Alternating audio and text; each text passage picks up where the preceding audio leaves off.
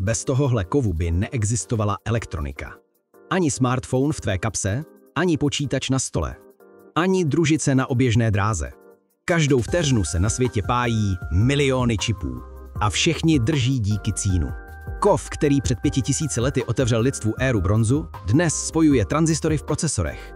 Nejstarší kov civilizace se stal základem digitální revoluce. Jak se ze šedých kamenů v džunglích Malajsie získává stříbřitý kov, který teče z páječky? Dozvíš se, proč cín nerezaví, jak změnil běh lidských dějin a proč by bez něj skolaboval celý moderní průmysl.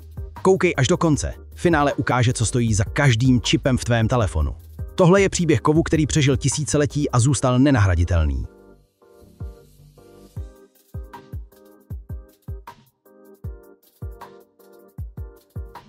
Historie cínu začala dřív než písmo. Před 5000 lety, ve 3. tisíciletí před naším letopočtem, někdo náhodou smíchal měk s cínem. Vznikla slitina tvrdší a pevnější než oba kovy dohromady. Bronz. To změnilo všechno. Začala bronzová doba. Celá civilizační éra pojmenovaná po slitině cínu. Bronzové meče, sekery, brnění byly ostřejší a trvanlivější než kamenné nebo měděné. Armády s bronzovými zbraněmi dobývaly kontinenty. Problém byl jediný. Cín se vyskytoval zřídka. Měď se těžila všude, ale cín jen pár místech na planetě. Cornwall v Británii, Čechy ve střední Evropě, hory Afghánistánu. Za cínem se vydávaly expedice na tisíce kilometrů daleko.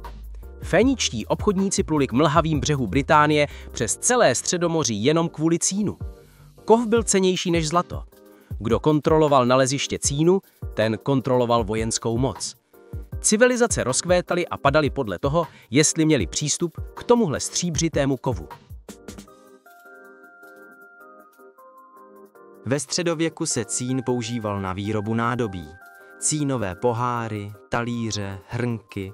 Cín nerezaví a nedává jídlu kovovou příchuť. Bohatí lidé jedli z cínu, chudí z dřeva nebo hlíny. Cínoví vojáčci se stali oblíbenou hračkou dětí v 19. století. Odlévaly se miliony. Ale číhalo na ně divné nebezpečí.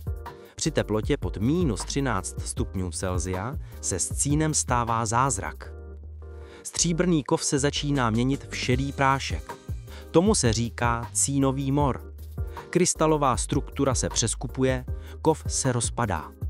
V chladných zimách se cínové knoflíky na uniformách vojáků měnily v prach. Cínové varhany v nevytápěných katedrálách se rozpadaly. Napoleon ztratil armádu v Rusku nejen mrazem. Cínové knoflíky na uniformách vojáků se rozpadaly, oblečení se rozpadalo. Cínový mor sehrál svou roli v historii. Moderní cín se zpracovává přísadami, které této proměně zabraňují. Ale čistý cín na mrazu se pořád mění v prášek.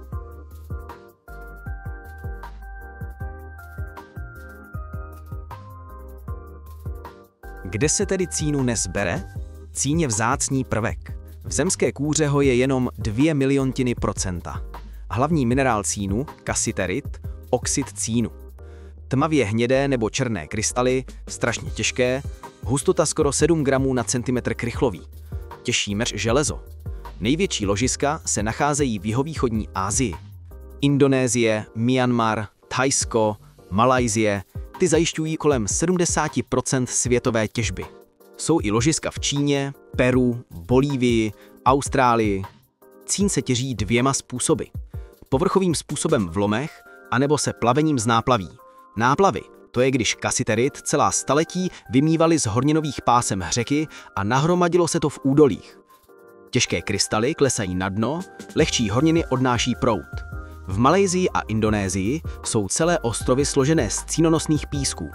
Právě tam se těží nejvíc cíny na světě.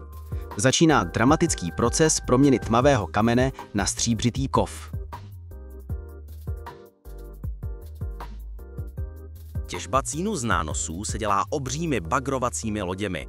Představ si plovoucí továrnu. Obrovskou ocelovou loď s mohutnou trubicí, která jde až na dno. Na konci trubice se točí fréza se zuby. Zakusuje se do písečnatého dna a drtí ho. Silová čerpadla nasávají směs písku a body, kaši, a vytahují ji nahoru.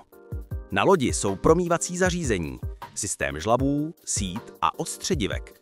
Kaše teče po šikmých žlabech vystlaných speciálními rohožemi. Lehký písek smívá voda pryč, zatímco těžké krystalky kasiteritu uvíznou ve vlasech rohoží. Je to jako těžba zlata, jenže místo zlata máme cín. Čas od času rohože vyndají a vyklepou. Dostaneš koncentrát, tmavý písek, ve kterém je až 70% kasiteritu. Zbytek jsou příměsi jiných minerálů. Tenhle koncentrát se ještě jednou promije na speciálních stolech a profouká vzduchem, aby se oddělily lehké částice. Finální koncentrát má kolem 75% oxidu cíničitého. Ten se usuší a jede na tavírnu.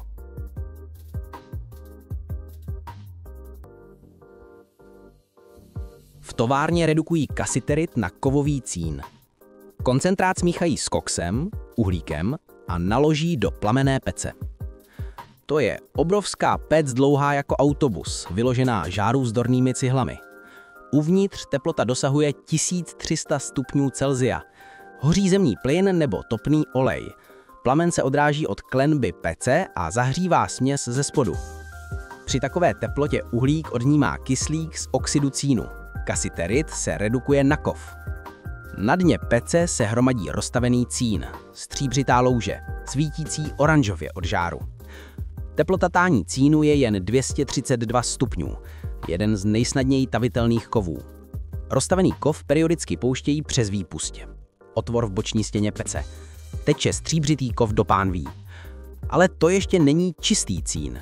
Obsahuje příměsi železa, mědi, olova, arzenu. Je potřeba rafinace, čištění. Roztavený cín zahřejí na 400 stupňů a profukují stlačeným vzduchem.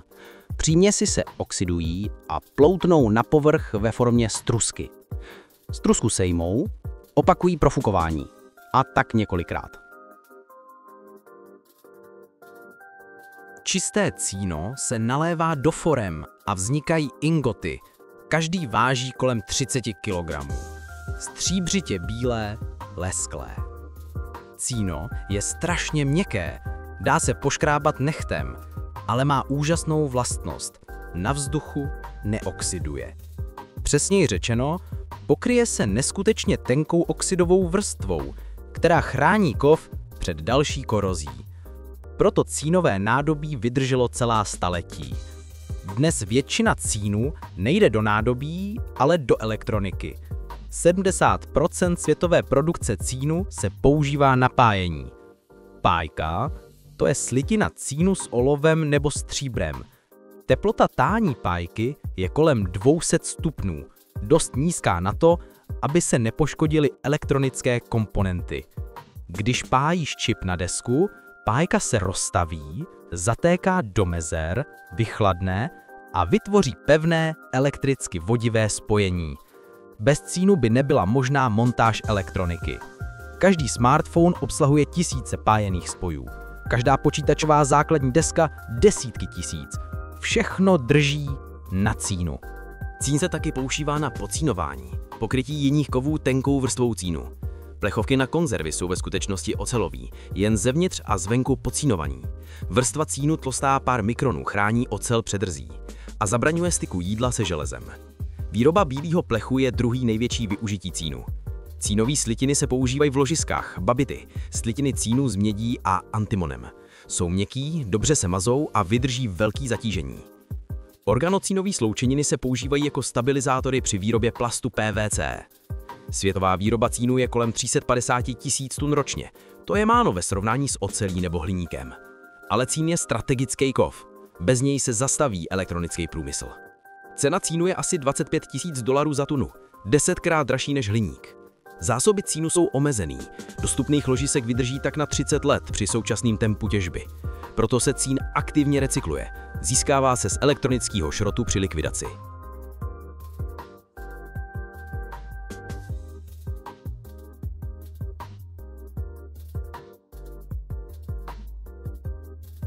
Zajímavý je, že cín patří mezi ty málo kovů, které se opravdu aktivně recyklují. Zpracování elektronického šrotu se stalo celým průmyslovým odvětvím. Staré desky z počítačů, smartphonů a televizorů se sbírají a posílají na specializované závody. Tam se desky rozdrtí, ošetří chemikáliemi nebo zahřejí, cín se rozpustí nebo vystaví, vytáhne se ven a vyčistí. Z tuny elektronického šrotu se dá získat až 10 kg cínu. To je výhodný jak ekonomicky, tak ekologicky. Za prvé se snižuje tlak na přírodní ložiska, kterých už moc nezbylo. Za druhé se nemusí plýtvat energií na těžbu a zpracování rudy. Recyklace cínu potřebuje 10krát méně energie než primární výroba. V rozvinutých zemích získávají až 30% cínu ze sekundárních surovin. Japonsko, kde nemají vlastní ložiska, recykluje až 50%. Elektronickému šrotu říkají městské doly. A je to pravda. V hromadě starých telefonů je víc cínu než v tuně rudy z lomu.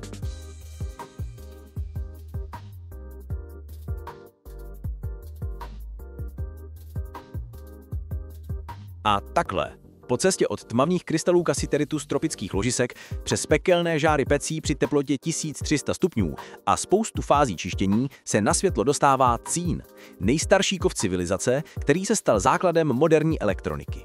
Kov, který před 5000 lety dal lidstvu bronz a impéria a dnes spojuje miliardy tranzistorů v procesorech.